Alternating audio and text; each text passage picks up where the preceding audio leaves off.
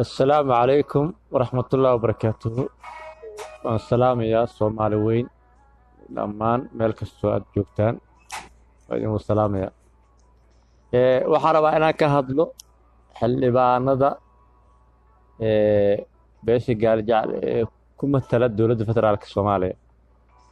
Qof gaarjacal oo ii soo sheegi kara ma jiraa. xildhibaanada dowladda federaalka waxaan ku leenahay 6 xildhibaan. xildhibaan Shaacir, xildhibaan Cabdisataar, Marin Haaruun, xildhibaan Aamina, Jeesow, xildhibaan Naciima.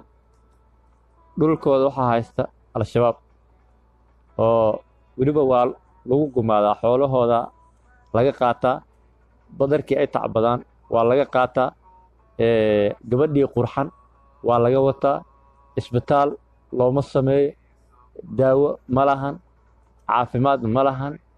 nin xildhibaan oo abaabul sameeye xataa wallaahi inuusan jirin, wallaahi ma jiro nin xildhibaan oo abaabul sameeyey oo dhulkaas iyo dadkaas ka naxay, wallaahi ma jiro.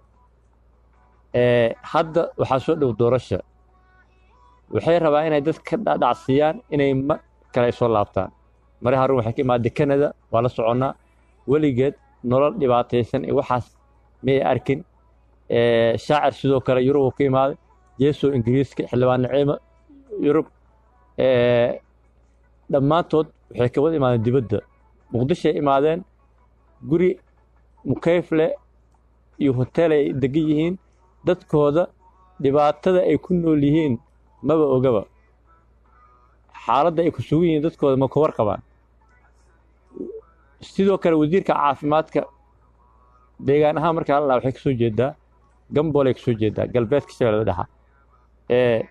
dadka ayada ka dhalatay Gamboole magaalo weyn waaye. dadka markii dowladdii dhexe ay burburtay ayagaa dhistay, ayagaa magaalo ka dhigtay, ayagaa wanaagsana samaystay. isbitaal ma lahan.